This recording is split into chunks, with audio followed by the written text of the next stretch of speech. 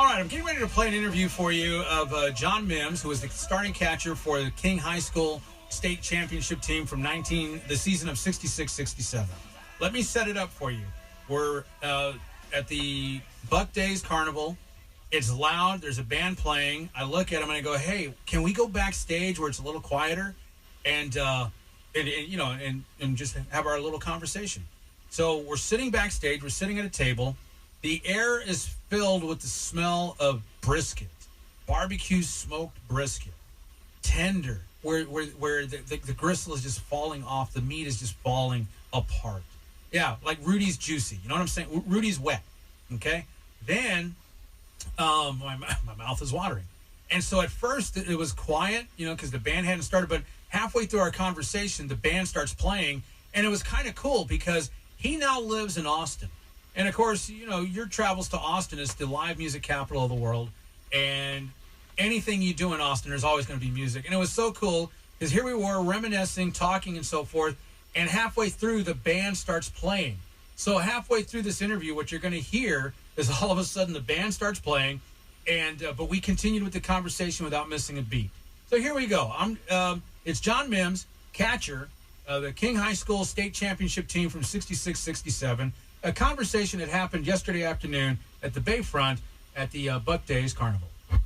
Hanging out right now in the final day of Buck Days. Yeah, we're over here at the Carnival and backstage at the Coors Light Buck Days stage. And lo and behold, who do I bump into? But I bump into one of the fellas that played in the 1966-1967 baseball season with King High School when they won the state championship. I'm sitting here with John Mims. How you doing? Doing very good. I'm always happy to go back memory lane, for sure. Well, I tell you what, I'm glad that we were able to get together today because I tell you, first of all, the Hooks are getting ready to celebrate you guys for the 50th anniversary. So, first off, do you ever bump into the old guys? I've run into about 4 of them. There's 2 that live in Austin and 2 that live in San Antonio, but everybody else has kind of gone their ways, and they're across the country and doing pretty well, actually. When we watch today's game, and I'm just as guilty of being cynical of what I'm witnessing in today's game of baseball, football, basketball. Back in the day, when you guys are just basically you're children, you're playing a game in high school, you're competitive, but more importantly, you're building friendships and the bond of relationships. What do you think? I mean, is that happening today? Does that kind of just go along generational, or am I just being too cynical of going, man, they don't get it? I don't think you're being cynical. I don't think the interaction is as involved as it was when we were growing up. Again, we had landlines. If we wanted to get in touch with somebody and we called the friend's house and they weren't home, we got in touch with their parents, and we would have a relationship with them that would continue on even whether we were in Little League or Pony League or high school. So I don't think there's an interaction that was back there with us at that time that kept us close and provided chemistry that was very important in our success.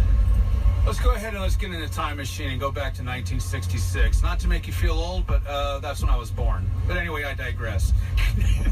But the point is that King High School was also a newborn. King High School, I think the year that you guys won the state championship, it was the second year of the existence of the school.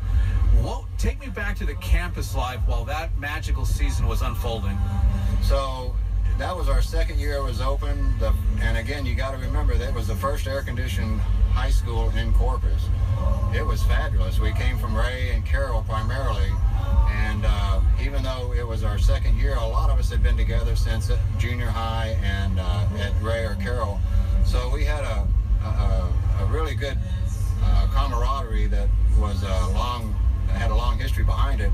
And being new was always a new beginning, was fabulous. So we found a lot of joy in the new start that was in everybody's life, whether it was teachers, coaches, baseball players, basketball players. So it was a new beginning, and it was very fun. Nowadays we see movies that they go, the following movie is based on a true story.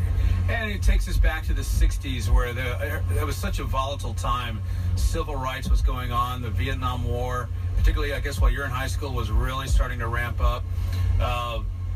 were you here in take me back to Corpus Christi circa 1966, 67, and you're a high school junior, senior, and you're about to head out into the real world. What's going on when you're talking to your buddies back then? So, yeah, let's put it in perspective. Baby boomers, you know, we're kind of dominating it again in the present day, but back then there was a lot of us. In fact, there was 13 different little league outlets in Corpus at that time, and so with Caller Times being the only paper and 3 television stations, coverage was really amazing as far as sports, and again we were always together reading during the summer.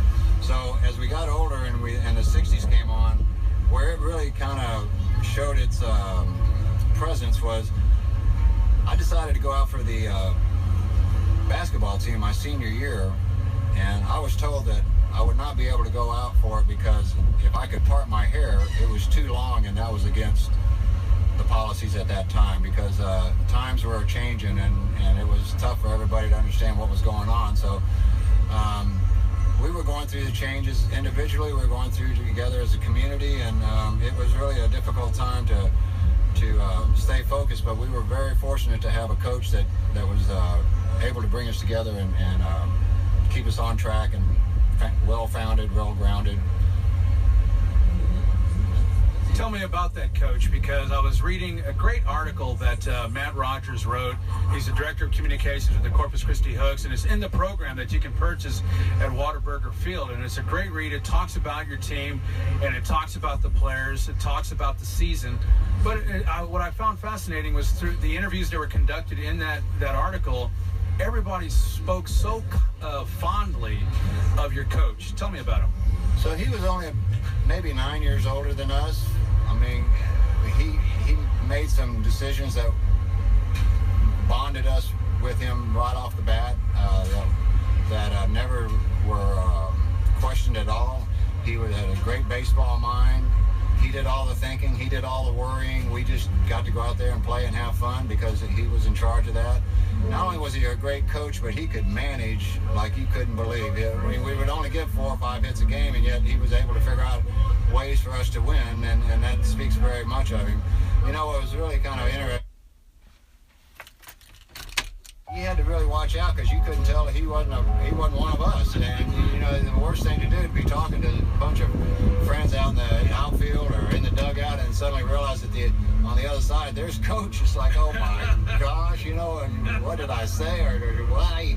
So and he just had a great positive attitude and was so accessible, and we just bought into it right off the bat. I mean, it was the chemistry was there, and his leadership and understanding and guidance with us in a very difficult time was really the reason we were so successful. We had good talent, good players, knowledge of each other for many years of playing together, but he was the one who was able to get us focused and well-grounded. Well, let's talk about the talent on that team. First of all, there's you, and that is what I find fascinating, and that is that the story that's been told to me, now you tell me if I'm wrong about this, is that you weren't playing baseball when you were talking to coming onto the team, right? Right. I chose golf my junior year, which was the first year the school was open, and played that year on the King team, and then decided to come out and play baseball the next year. I wanted to play basketball, but I was unable to, or didn't play, and so I played baseball, and you know, it was already everybody was had 1 year under their belt. They knew each other, and because we all kind of grew up together, I knew them as well. So we just kind of hit the road running and had great success. And the position you played on this memorable team was? Catcher. What a great position. Let me tell you what was so great about being a catcher for that team. Yeah, we had 2 great pitchers, no question about it, Bert Hooten and Steve Nelson. But we got to call the pitches. Whether it was Steve or Bert or myself, whoever was on the mound, we got to call the pitches. We didn't look to the dugout to get the call from the coach like they do today.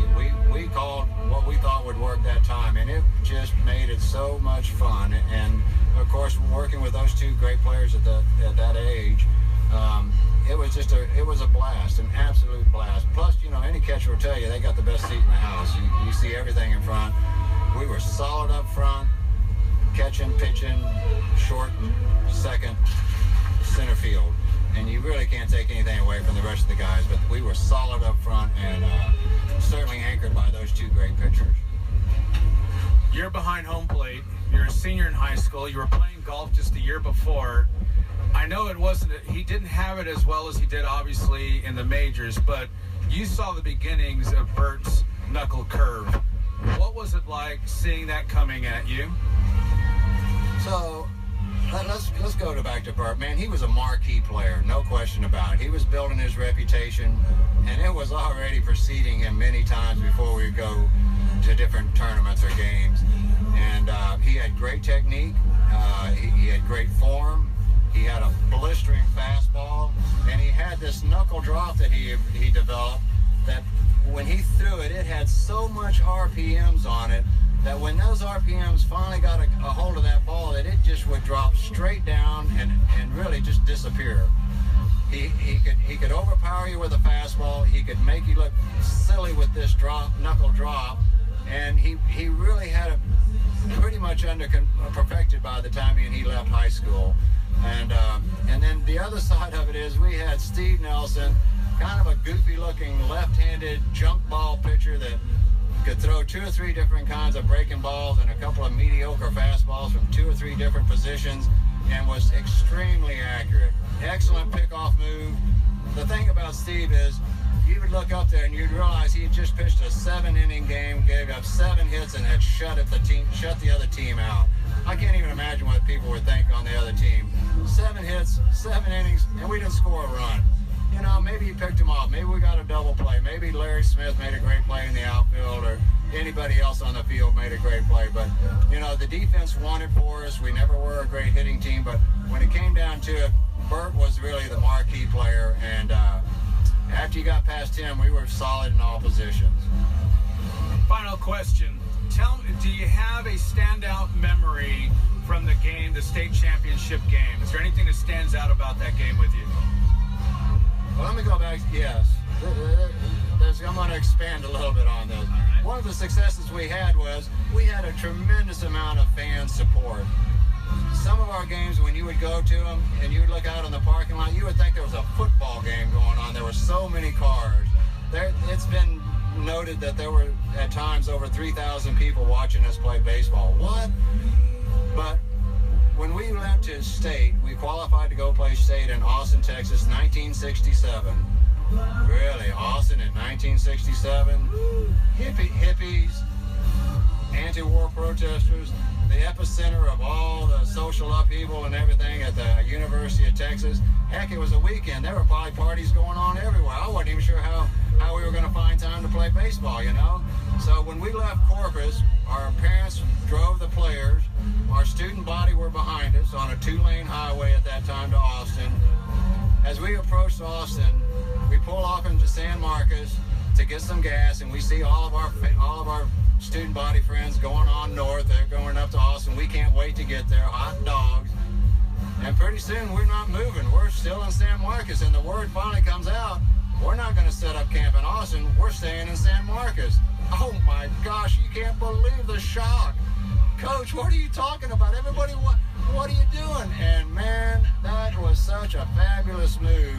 By the time we went out to play, we were so focused. We weren't distracted. We weren't blurry-eyed. We were ready to go. What happens? Bert pitches a no-hitter in the semifinals. Really. Second game, Steve throws a 2-hit shutout, and we win the state championship with giving up 2 hits in 2 games. Just that whole, another example of what made Coach so great. He flabbergasted us. We were in shock. We couldn't, the secret that was kept, I'm sure the parents knew it.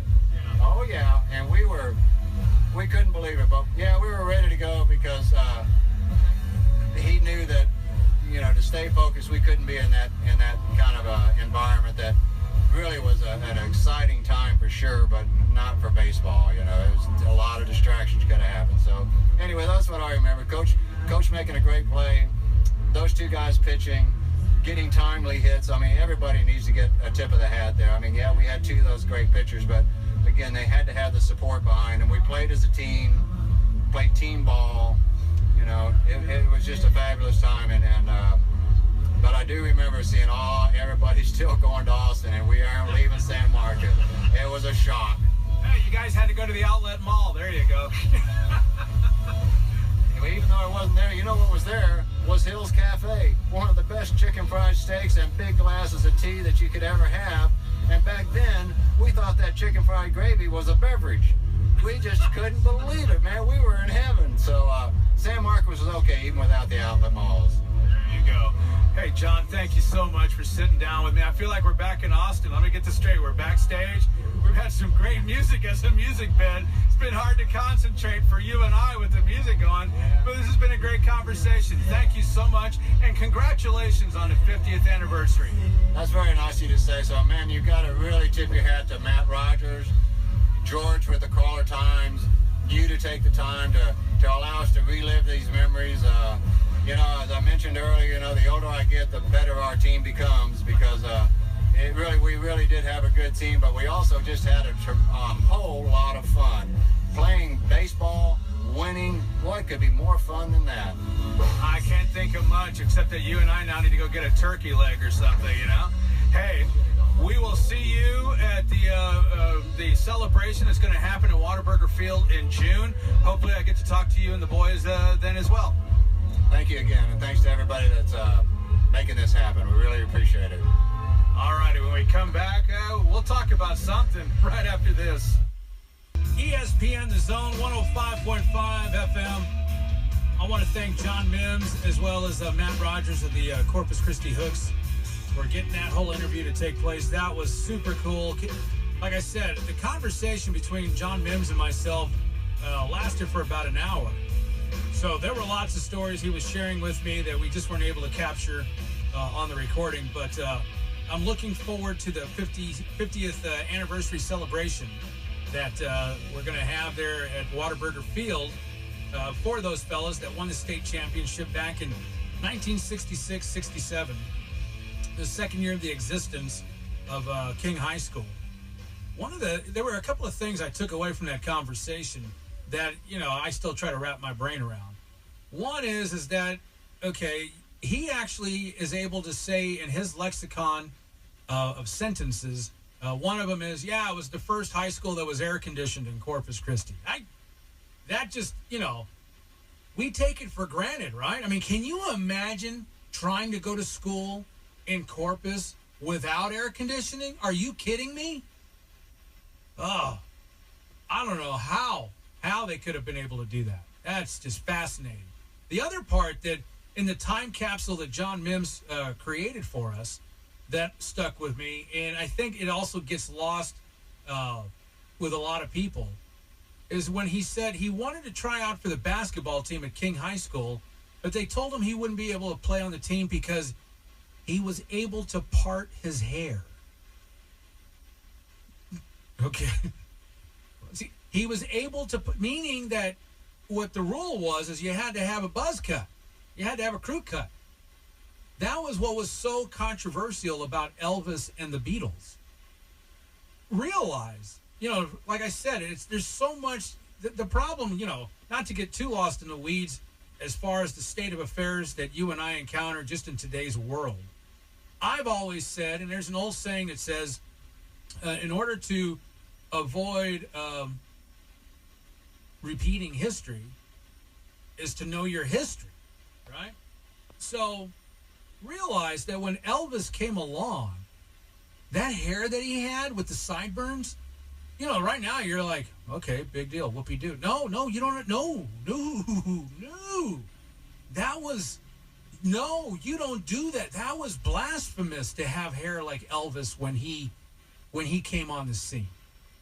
Okay, so that's 1956, 57, right? All right, so now the Beatles show up 7 years later. Once again, pop culture with the music. First of all, the music was crazy, and the adults were not having it. But then when they show up on Ed Sullivan, and their hair is touching their collar, oh, my goodness. Oh, no, we are not going to. mop top, they had bangs. Now, you and I right now are like, okay, what's the big deal? No, it was a big deal. It was earth-shattering. The earth moved, just wiggled a little bit on its axis on that one. It was, yeah. And if you dared to have your hair touch your collar, have bangs, part your hair, oh my, I mean, there was the potential you were facing violence against yourself. It was a real deal. Now let's go ahead and let's say it's 1966, 67. The Beatles have been around for 2 to 3 years. Now we're talking like Rubber Soul, Revolver time, Sgt. Pepper, right? Now, you and I mean, they're getting ready to celebrate the 50th anniversary of Sgt. Pepper. And everybody's like, okay, what's the big deal? No, it was significant. So now you come to Texas. This is the South.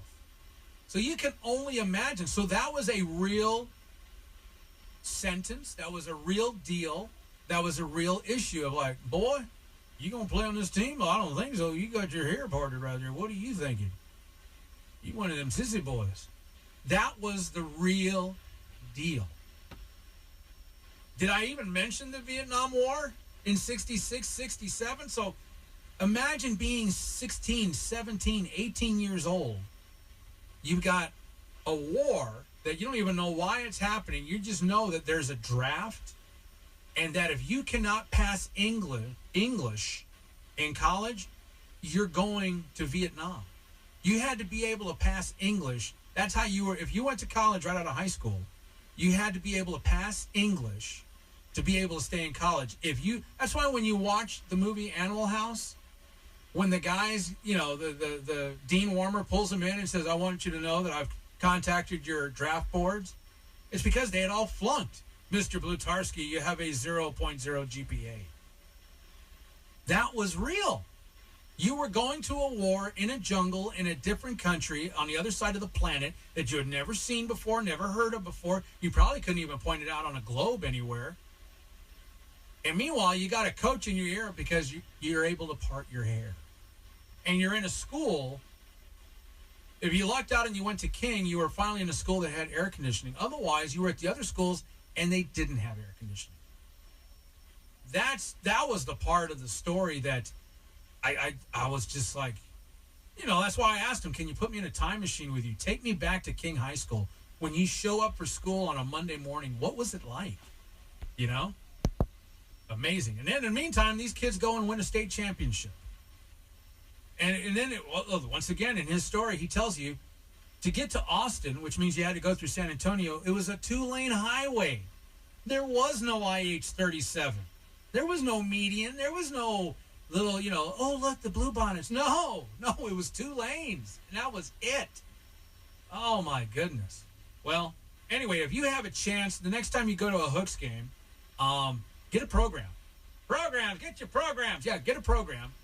And in the middle of the program, Matt Rogers did a fantastic job of writing a story about that team from King High School, as well as he's got stats, and also if you're an analytical guy, the statistics that he provides in the storytelling, as well as in charts and graphs, pretty fascinating what that team pulled off. I don't care what year it was. You're playing baseball and you're pitching no-hitters. That's often. Not just like once. No, I mean often. That's amazing. So anyway, in June, I'll get a solid date for you, but in June, they're going to have the guys from that team there, and they're going to honor them at Whataburger Field. That will be a lot of fun. Okay, coming up next, what we're going to do, the Hooks did play yesterday, by the way.